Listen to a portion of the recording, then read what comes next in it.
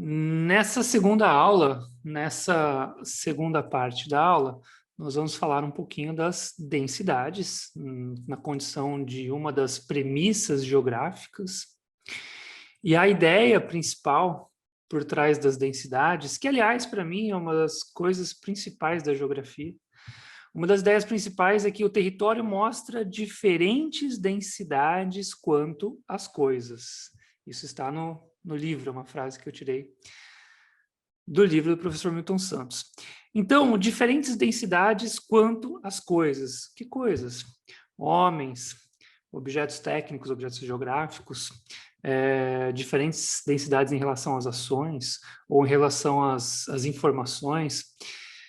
Tudo se distribui diferencialmente no espaço. Voltando a uma velha premissa que eu tenho repetido para vocês desde o começo da disciplina, que é: o espaço não é homogêneo. As coisas não estão homogeneamente distribuídas no espaço. Há diferenças. Ser capaz de captar essas diferenças, fazer a leitura dessas diferenças, entender por que elas existem, é fundamental para uma análise geográfica, principalmente para futuros gestores públicos que vão propor políticas públicas para que tem um rebatimento importante no território. Nessa aula de densidades aparece aqui uma discussão muito importante, antiga e clássica já no Brasil, a questão das desigualdades regionais. Tem aspectos que vão aparecer nessa nossa discussão de hoje. Tá? Então, só para dar um check aqui no nosso segundo tema, né? A parte 1 foi sobre as heranças e a parte 2 falaremos então sobre estrutura como uma chave de leitura que é mostrada pelas densidades. Então, vamos lá. A parte 1 foi desigualdades territoriais. A parte 2 será, então, sobre densidades no território. Maravilha. O que o autor diz sobre densidades no território? Ó, ele diz que as densidades comandam a organização do território, vírgula, os fluxos de pessoas, de mercadorias, serviços e até informações. Então, o espaço tem diferentes densidades e as densidades estimulam cada vez mais densidades. Para entender isso aqui, eu até peguei um exemplo aqui para a gente brincar, que é o sistema solar. Não sei se vocês vão lembrar um pouquinho das aulas do ensino fundamental e médio do sistema solar, mas os diferentes planetas do sistema solar têm diferentes densidades. Tem planetas mais densos, planetas que são gasosos, portanto menos densos, e essas diferentes densidades é que equilibram essa formação elíptica, né, que classicamente a gente vê no sistema solar, e que inclusive ela é balanceada, ela se mantém nessa estrutura por causa da densidade do Sol, que é uma densidade bastante expressiva, perto da densidade dos outros planetas, e essa densidade segura os planetas orbitando ao redor dele, assim como a Lua está orbitando em volta do Sol. Então, as densidades, elas têm um certo poder de influência no espaço. Fisicamente falando, é como se fosse uma distorção aqui do espaço-tempo, né? Ele distorce o espaço-tempo e faz com que tudo que, por exemplo, a Lua ela gravita ao redor da distorção do espaço-tempo da Terra, ou, em outras palavras, da gravidade que é feita pela Terra. Então, é como se fosse um poder de influência de uma massa com uma X densidade que faz com que corpos orbitem ao redor e que exista uma influência ao redor dessa massa. Pois bem, essa aqui é só uma alegoria. Já assisti aula com muitos professores já mais antigos da geografia, clássicos, que remetem a essa mesma alegoria, né, da gravidade, da massa, e a ideia de que massa atrai massa, ou seja, densidade atrai mais densidade. Se eu estou pensando nas densidades no território, a ideia é mais ou menos essa. Porque, por exemplo, se vocês pensarem numa grande cidade, numa grande metrópole, ela tende a ser atrativa. Ela atrai pessoas que vão estudar, que vão procurar emprego, que vão, às vezes, que querem se mudar para uma cidade onde a vida é mais dinâmica, mais ativa, tem mais atividades. Ela atrai investimentos, ela atrai finanças, atrai economia, porque ela tem um mercado consumidor bastante expressivo. Então, a cidade, uma grande metrópole, pode ser observada como um ponto no território em que há uma grande densidade, e essa densidade ela atrai para si outras densidades e outras ações, e é, portanto, um ponto influente no território. É por isso que eu acho que as densidades que existem no território, elas são muito importantes para qualquer análise geográfica ou qualquer análise regional, que é o nosso caso. Se a gente está pensando numa análise regional, o meu objetivo é entender a delimitação daquela região e fazer uma leitura das densidades que existem naquela região. Por quê? Porque as densidades são importantes pelo ponto de vista de que elas muitas vezes comandam o território, como o próprio Milton diz, elas exercem um fator de influência no conjunto do território, e se for um território, um recorte regional, isso é ainda mais forte. Então, são aspectos importantes de uma análise geográfica e, sobretudo, uma análise regional. E as densidades estimulam cada vez mais densidades. Ou seja, existe uma tendência de que onde é denso se mantenha a inércia, ou seja, continue acumulando mais densidades. Existem formas de romper, de reverter isso? Sim, por meio das políticas públicas, principalmente. Então, ok. Lá na página 260 do livro Brasil, tem também essa citação que eu coloquei aqui para vocês, tá? Então, o território mostra diferenças de densidades quanto às coisas, aos objetos, aos homens, ao movimento das coisas, dos homens, das informações do dinheiro e também quanto às ações. Então, se vocês procurarem lá na página 250, vocês vão perceber que eu não estou inventando nada. Tem um trechinho que fala um pouco sobre essas diferenças de densidades que eu quero mostrar para vocês aqui de maneira rápida como um ponto de apoio, como um ponto de partida para vocês pensarem nas densidades que existem no território. Eu vou trazer aqui um primeiro mapinha do Brasil. Vamos trabalhar com alguns mapas nessa aula. Vejam só.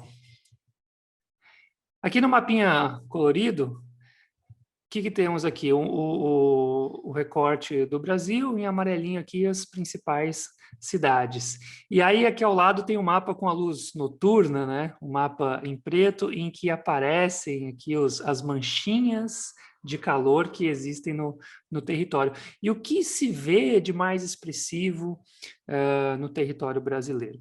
As manchas que são das principais metrópoles, regiões metropolitanas ou capitais. Aqui onde eu estou falando, de onde eu estou falando com vocês, né? Na região concentrada, eu estou bem aqui no meio desse rolê aqui, que está vermelho, amarelo, que é a região metropolitana de São Paulo. Eu estou aqui na pontinha, que é Campinas. Campinas tem sua própria região metropolitana, mas eu acho que essa manchinha aqui, ela é toda contínua, que pega São Paulo, Jundiaí, Campinas, São Carlos, até se bobear. Aqui dá para ver o Rio de Janeiro, aqui dá para ver Belo Horizonte. Aí onde vocês estão, ó, dá uma olhada aqui no litoral do Nordeste, né, com as capitais, né, Natalzinho aqui, João Pessoa, Recife, um pouquinho mais expressiva, dá para notar, Fortaleza. Aqui na meiuca do Brasil também temos Brasília, que dá para ver muito bem, Manaus, tá? Olha aqui Buenos Aires, tá vendo? Então, existe o que eu quero mostrar para vocês, e esse mapa é muito didático para mostrar isso, é que existem diferenças de densidade no território. Esse mapa aqui é como se fosse O Brasil visto do céu numa noite escura, onde as luzes acesas, lógico que vão parecer mais acesas, aonde eu tenho mais luzes acesas, que são principalmente nas grandes cidades. Portanto, essas grandes cidades são também as principais densidades do território. E aí eu vou, aos poucos, mostrando para vocês como isso também forma uma estrutura do ponto de vista de pensar como que a organização do espaço está estruturada e o que essa estrutura nos diz em termos de importância para fazermos uma análise geográfica ou espacial. Lembrando que densidade, para mim, na minha opinião, é uma forma de observar uma realidade. Por quê? Porque o território mostra diferentes densidades com relação às coisas. Essa é a ideia principal. E só que isso aqui me dá uma chave de leitura que me mostra a estrutura que existe numa determinada porção da região do território, enfim. Tá? O Matheus está dando um toque aí bem legal, né? Que vale a pena falar sobre espaços luminosos e espaços opacos, justamente por causa daquele mapa que eu mostrei. Na aula de número 6, ó, olha aqui, Matheus, na parte 6 da nossa disciplina, tem aqui uma aula só sobre os espaços luminosos e opacos, tá? Que é também uma leitura, né? Uma das leituras que ele usou para os 4 Brasis. Então, ela está meio separadinha ali, mas essa aula já ajuda, né? Essa aula já ajuda a sacar o que são os espaços luminosos e opacos, que são também, onde é mais denso, tende a ser mais luminoso. Só para vocês não acharem que a gente está só no Brasil, né? Que isso acontece em vários lugares, em qualquer lugar, na verdade. Ó, esse aqui é um mapa dos Estados Unidos, tá? Então, aqui na costa leste, ela é muito mais urbanizada, muito mais densa, né? E é muito fácil, muito pedagógico olhar para a rede urbana, como ela está formada aqui, ó, né? Do litoral leste até o meio aqui dos Estados Unidos, tá? Olha como é uma diferença bastante expressiva, né? Tá? Então, também é a mesma situação, tá? Então, todos os territórios e todas as regiões que a gente vai analisar tem, né? O espaço não é homogêneo, uma coisa que eu tenho dito para vocês, e vocês vão se deparar com isso em todas as análises que fizerem, tá? Independente das escalas. Vamos pensar um pouquinho no Brasil, tá? Deixa eu trazer um mapinha do Brasil aqui, ó. Voltando para o Brasil, esse aqui é um mapa do IBGE, tá? Do estudo REGIC, Região de Influência das Cidades, e ele mostra as principais capitais, as principais capitais regionais, né? Então, eu tenho aqui uma hierarquia de cidades, mas o que é mais importante aqui são esses pontos que estão em laranja. Eu não vou entrar na hierarquia aqui, não é o mais importante para a gente, mas eu quero mostrar para vocês, tá? Também por meio de um outro mapa, de uma outra pesquisa, não é uma fotografia aérea noturna, né, editada, é por meio de uma pesquisa que mostra para nós quais são as cidades que são mais importantes no território nacional e tem um arco de influência para cada uma dessas cidades. Percebam como a região concentrada, eu já vou mostrar o mapa dos 4 Brasis, percebam como ela tem muitos pontos de influência e ela é muito densa, tá? O alcance de cada uma dessas cidades aqui tende a ser também muito denso. Não é à toa que essa região, esse pedaço aqui do Brasil, foi nomeado pelo Milton como região concentrada. Vamos dar uma olhadinha lá no mapa dos 4 Brasis, como que ele descreve, né? Resumidamente, a região concentrada. Olha só, denso sistema de relações. Olha como a ideia de densidade é importante, porque a primeira palavra usada para descrever é que existe um denso sistema de relações. Urbanização e comércio, que são expressivos, meio técnico, científico, informacional já consolidado e atividades ligadas à globalização. Então, a densidade é uma palavra que é usada para expressar essa região aqui, a região concentrada, mais ou menos onde eu estava grifando aqui no mapa do REGIC. Tá? Esse aqui é o REGIC, o mapa de 2018, inclusive já bem mais atualizado. Agora, em comparação, observem aqui a região Amazônia, ou a parte norte do país, né? Como é extremamente menos denso e como duas metrópoles, duas capitais que são as mais importantes, Manaus e Belém, têm que dar conta de uma região muito mais vasta. Elas têm que ser a cidade mais importante, mais expressiva de uma região muito mais vasta. No caso de Belém, tá? E no caso de Manaus. E olha como existe algo que é oposto à densidade, que é a rarefação, na ideia de algo que é rarefeito. Então, o sistema técnico aqui na região norte, ele é rarefeito em função de uma densidade que é muito maior de um espaço natural, né, de um meio natural. Vamos ver como ele descreve nos 4 Brasis a ideia de como ele descreve a região Amazônia, tá? Pegando aqui nesse quadrinho, ó, rarefação demográfica, justamente em oposto à ideia de densidade.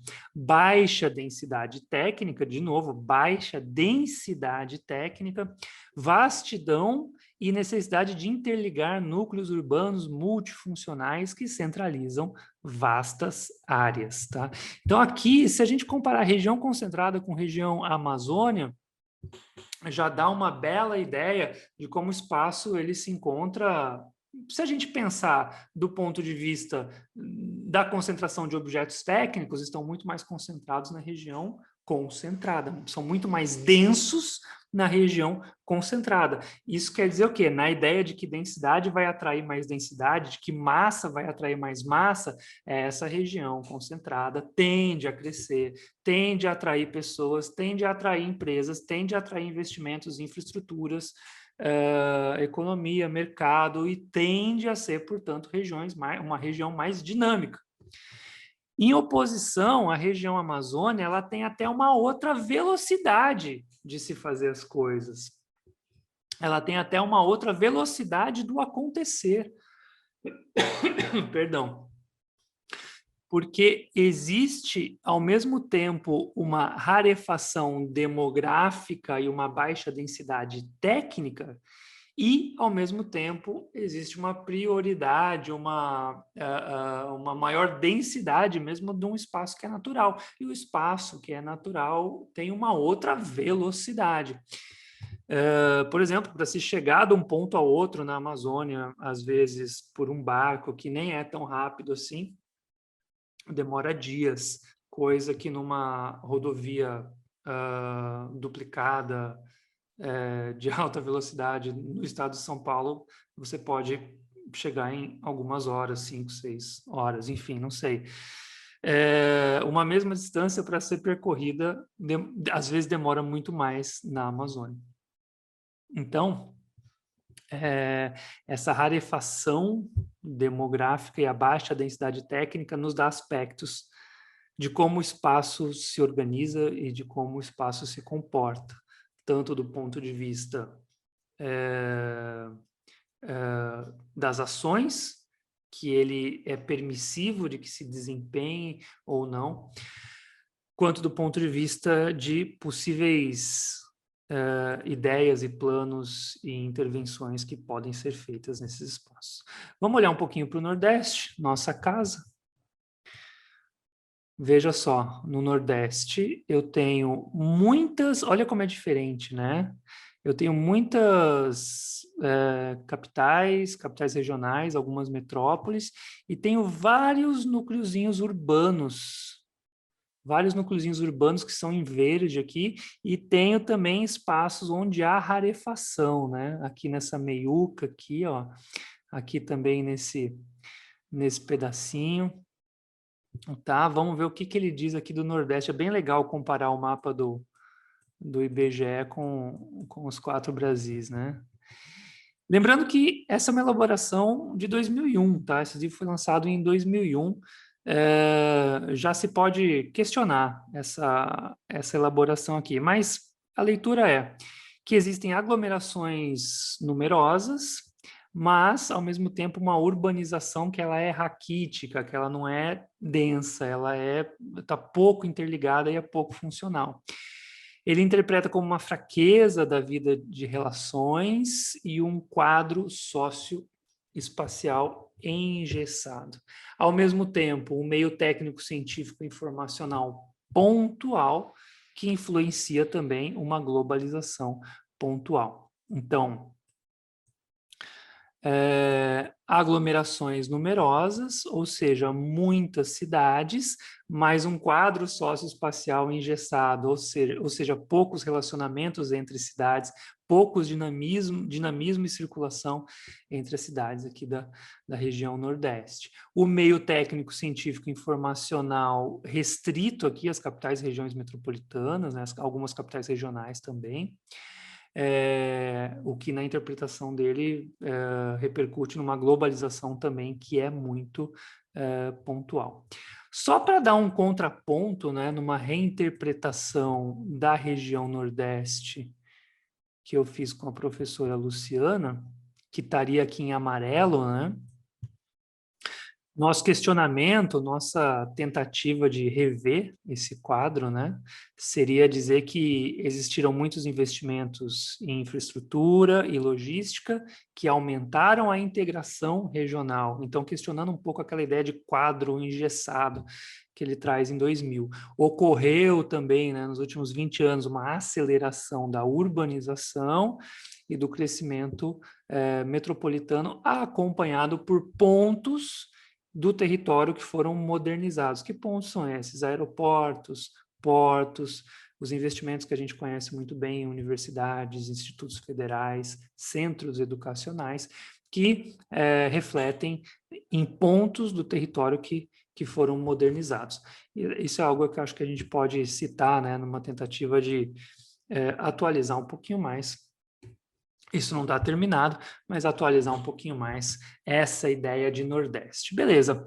Para falar um pouquinho mais ainda de densidade, eu acho muito importante trazer o exemplo do Rio Grande do Norte, tá? Que acho que vocês já pegaram a ideia bem do que é o que são as densidades no território, né? Mas vejam, né, como tão fácil enxergar isso no Rio Grande do Norte pelas manchas urbanas. Esse mapa aqui foi eu que fiz, eles são os setores censitários do IBGE, mas eu isolei nele apenas os setores censitários que estão qualificados como de tipo urbano. E aí a gente tem um retrato, né, da urbanização, um retrato breve da urbanização no Rio Grande do Norte. Vejam como as densidades são muito claras, né? Natal já conurbada com Parnamirim, principalmente esse ponto aqui. Mossoró, muito expressiva. Aí vem Caicó, Currais Novos, né, num outro nível, e Pau dos Ferros, com uma grande importância regional ali na pontinha, na trombinha do elefante.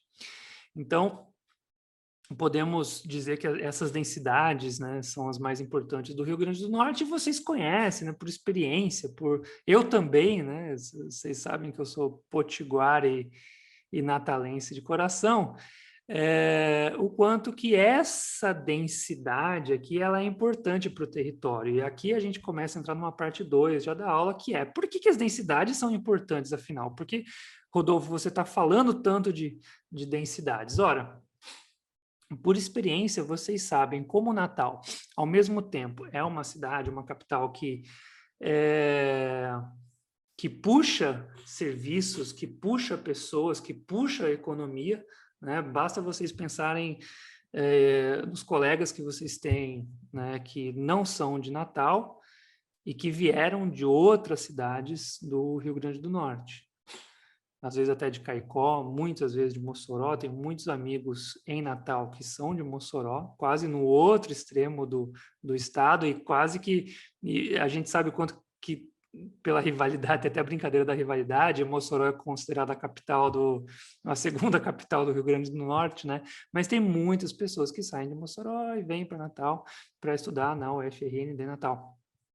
Muitas pessoas que vêm trabalhar, muitos investimentos que que se concentram em Natal, e agora a gente está num momento economicamente de crise, isso tende a se concentrar muito mais, e ao mesmo tempo Natal é um centro de comando para o Rio Grande do Norte, claro, porque Natal concentra o poder político, né? Basta a gente saber que a sede do governo estadual concentra também um poder econômico, muito forte, muito expressivo no conjunto do Rio Grande do Norte.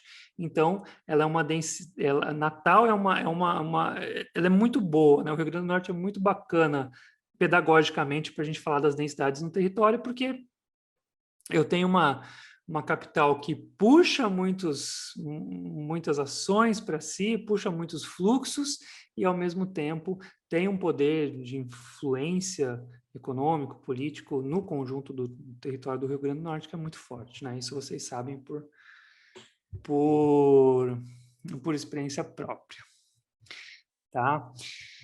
Então, esse aqui é um pouquinho do exemplo do nosso RN. Essas densidades aqui vocês conhecem muito bem, tenho certeza. E aí a gente pode partir para uma segunda etapa, que é pensar um pouquinho o que é uma estrutura, né? O que é uma estrutura e o que a estrutura tem a ver com densidade, entrando aqui num segundo momento, né?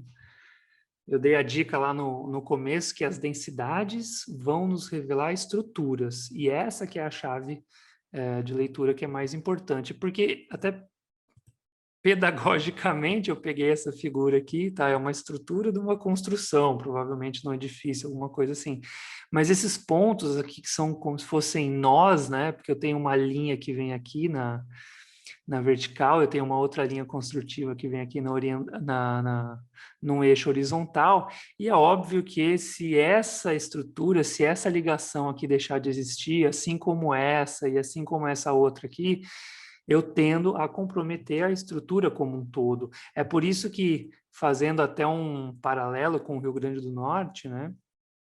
É como se fosse Natal, Mossoró e Caicó. Imagina se, de repente, uma dessas cidades, principalmente Natal, de repente tivesse um colapso, deixasse de existir, não estivesse presente aqui nessa estrutura. Quanto que o conjunto do território ia demorar para se reestruturar, né? Inclusive o conceito de reestruturação, vejam como tem a ver com estrutura, né? E reestruturação espacial, reestruturação urbana, são conceitos muito comuns, assim, na geografia.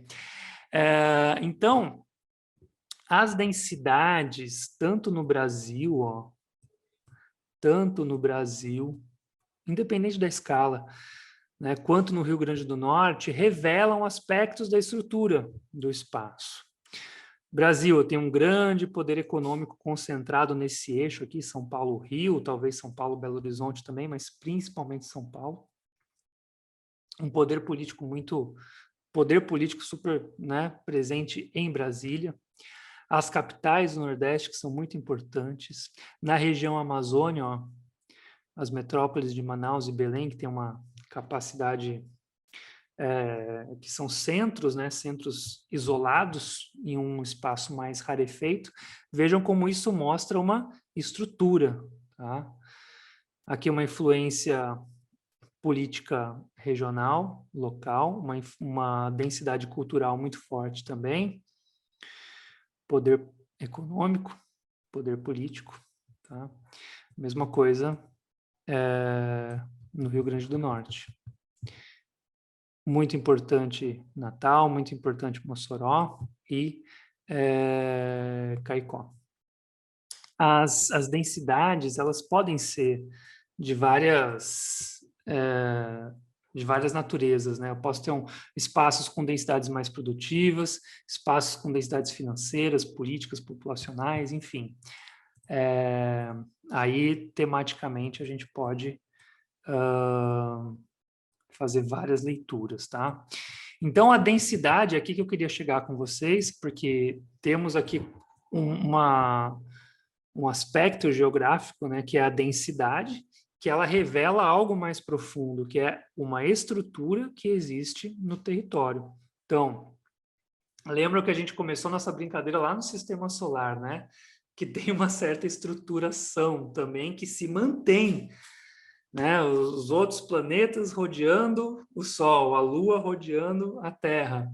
Tá? É uma estrutura que se mantém. Da mesma forma no Brasil, é uma estrutura que se mantém, que é muito difícil quebrar. Tem toda a discussão das desigualdades regionais do Brasil que a gente pode fazer em outra aula. E a mesma coisa no Rio Grande do Norte. Existe uma estrutura que é muito importante, que está aí presente, que está dada, que da mesma forma se mantém. Bom, então, o que eu posso pensar sobre estrutura? Tá? Ela é uma... no método geográfico, principalmente isso está no livro do Milton, que chama Espaço e Método, eu tenho formas e funções, tenho processos e tenho a estrutura como algo que engloba formas, funções e processos. Formas são os objetos geográficos, né? Uma cidade é uma forma, um prédio é uma forma. Funções é aquilo que as formas estão desempenhadas e designadas a fazer. Por exemplo, uma estrada serve para circulação, uma casa serve para moradia. O processo é como que as coisas se modificam de um ponto A a um ponto B no tempo, né? Então, ela passou por um processo. Por exemplo, o próprio processo de produção do espaço urbano. E a estrutura é uma forma que uma forma de pensar que engloba, né, que é como se fosse uma causa motora daquela organização do espaço, portanto, da organização das formas, das funções, dos processos. Falando assim, bem resumidamente, mas só para chegar na ideia de que a estrutura é uma causa motora, tá? É uma metáfora que eu mesmo que coloquei aqui. Ela movimenta sociedade, economia, política, cultura, ambiente. Eu posso dizer que a estrutura dita as funções dos objetos geográficos. Ela tem uma raiz histórica, tá? Portanto, ela é histórica e, portanto, também ela organiza as ações dos sujeitos. Aqui está a parte mais importante. Implica a inter-relação de todas as partes de um todo, ou o modo de organização. Aí, se alguém pergunta como o Rio Grande do Norte se organiza, tentando deixar toda a conversa agora mais fácil, né? Como o Rio Grande do Norte se organiza? Qual o modo de organização do Rio Grande do Norte? Bom, a gente olha aqui para o Rio Grande do Norte, o que acontece? Bom, eu tenho uma estrutura, né, aqui no meu desenho pedagógico, que tem alguns pontos, tá? Que tem por exemplo, em Natal, que eu tenho um poder político e econômico muito expressivo, que eu tenho Mossoró como uma capital regional bastante importante, tenho Caicó também como uma capital regional não tão importante como Mossoró, mas que centraliza uma área mais vasta, que tem também um certo poder de influência, uma densidade populacional, às vezes até uma densidade cultural, por conta do próprio Seridó, né? Então, pensando, né? A estrutura tem a ver com a inter-relação de todas as partes de um todo. No território, as coisas estão todas conectadas, principalmente a partir de globalização e mundialização. A gente pode dizer que todo o território, né, todo o espaço geográfico está hoje conectado, não tem um espaço separado do sistema mundo como um todo. Então, está tudo interrelacionado. Mas como que cada partezinha se organiza? E pensem comigo quanto que isso é extremamente salutar e importante para uma análise regional. Aí vem a pergunta, como que o espaço se organiza nessa região aqui? Quais são as dinâmicas? Bom, eu começaria olhando primeiro para as heranças, para ver de onde veio, qual é a base que sustenta aquilo que tem na região, aquilo que tem no território, e depois eu partiria para enxergar, fazer uma leitura das densidades que existem naquela região. Quais são as densidades? Onde eu tenho mais coisas em relação a onde elas são rarefeitas. E que coisas são essas? É a população, é a economia, é a urbanização, tá? Não importa, eu posso subdividir isso aqui em quantos temas eu quiser. Tá? Então, eu coloquei aqui que a estrutura pode ter densidades produtivas, onde que se produz naquela região, essa densidade produtiva produz o quê? É indústria, é comércio, é serviços, é agropecuária.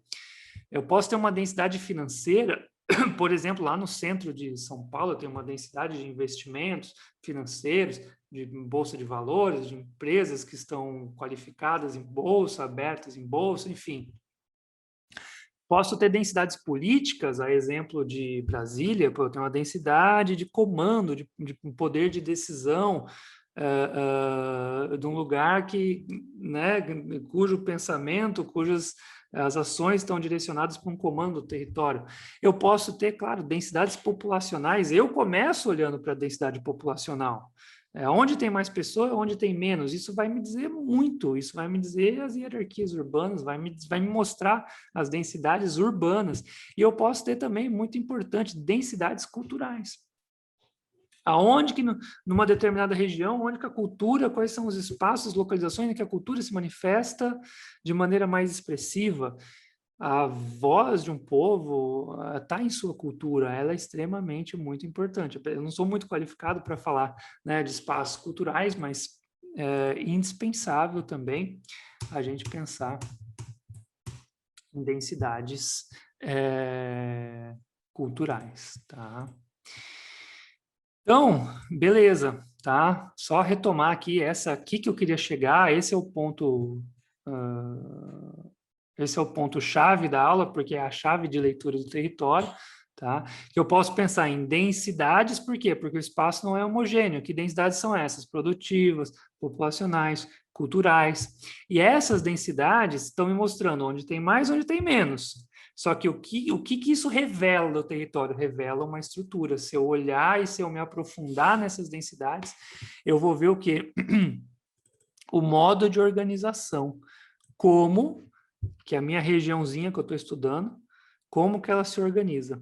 Pelas densidades, eu vou ter pistas, eu vou ter aproximações da estrutura que existe no território. E isso é muito, muito, muito importante, porque é como que o território se organiza. Vou jogar uma pergunta para vocês. Como que eu vou pensar uma política pública para o Rio Grande do Norte sem entender as principais densidades, sem entender Natal, Mossoró e Caicó, e em oposição a Natal, Mossoró e Caicó, os espaços rarefeitos. Onde estão os espaços rarefeitos do Rio Grande do Norte em oposição às densidades que precisam de mais atenção? Onde estão? Quais são eles? Quais são as políticas públicas que eu posso fazer? Tá? Beleza, gente. Só para fechar, eu queria jogar uma reflexão aqui, que é muito comum no país, né, no Brasil, uma reflexão feita desde a década de 60, né, 60, 70, os planos nacionais de desenvolvimento que queriam o quê? Redução das desigualdades regionais do Brasil.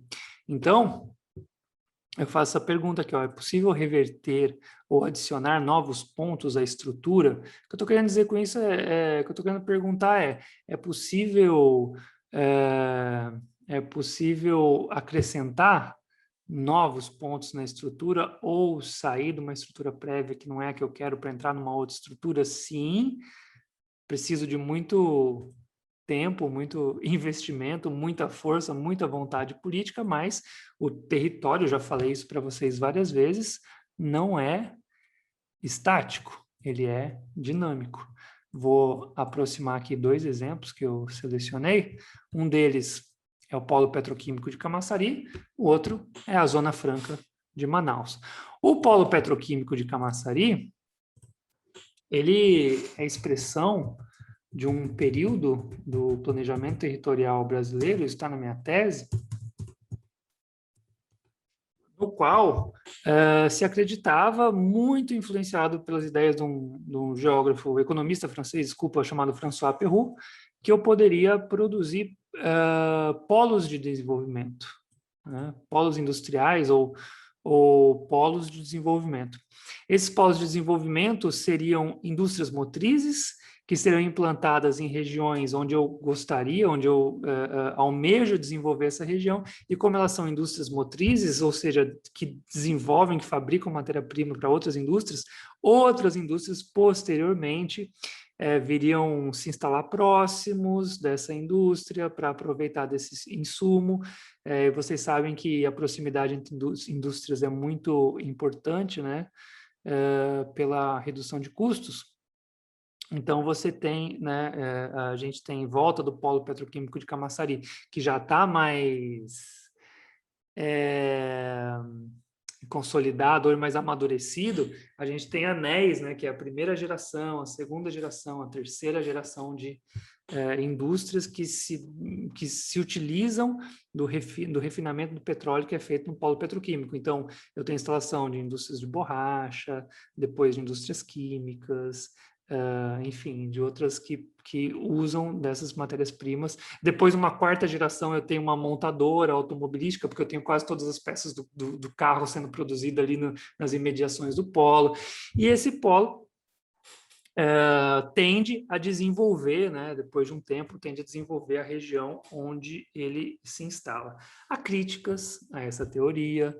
Ela foi implantada no Brasil em Camaçari, na Bahia, em Triunfo, no Rio Grande do Sul, no ABC também. E há críticas no sentido de que não necessariamente esse polo ele desenvolve a região, mas ele pode, talvez, se não bem administrado, acabar drenando os recursos da região. Então, tem que se tomar cuidado também com essa vertente. Essa aqui exige muita força política e investimento direto do Estado, né? Vocês têm aqui a bandeirinha aqui da Petrobras, que os investimentos aqui pioneiros foram do governo federal. E uma outra forma de se pensar, né, por meio de incentivos fiscais, que foi a Zona Franca de Manaus. Com o objetivo de se desenvolver o norte do país, né, se fez uma área chamada Zona Franca de Manaus, ou Polo Industrial de Manaus, né, coloquei até o logotipo aqui para vocês verem, que por meio de incentivos fiscais nessa área, ficaria muito atrativo para indústrias. Muitas saíram aqui do Sudeste, foram operar em Manaus, ter seu chão de fábrica em Manaus, por conta que o incentivo fiscal, né, era tão pronunciado que valia a pena produzir em Manaus e enviar esses produtos para o mercado consumidor no resto do país, né? Uma das principais fábricas da Honda, não sei se ainda está no Polo Industrial de Manaus, mas uma das principais fábricas de moto que a gente teve no Brasil foi a Honda, instalada lá em Manaus. Esse também eu visitei, ambos eu visitei, ambas essas áreas eu visitei na minha tese. Polo Industrial de Manaus. Esse polo aqui, gente, é considerado o segundo maior distrito industrial do hemisfério sul, tá? Então, não é pouca coisa que ele representa, tá? Na condição de segunda maior aglomeração, não sei se ainda pode ser considerado, muitas indústrias saíram de lá, mas segunda maior aglomeração de indústrias da América do Sul, tá? Então, fechamos aqui nossa parte 2, nossa aulinha sobre densidades do território, tá? Falei igual uma matraca hoje, né? Nem perguntei se vocês tinham... Eu estava com um raciocínio tão... Eu tenho esse raciocínio aqui que eu gosto tanto de fazer, que eu nem perguntei se vocês tinham dúvida ou queriam comentar alguma coisa no meio do rolê. Mas, enfim, abro agora para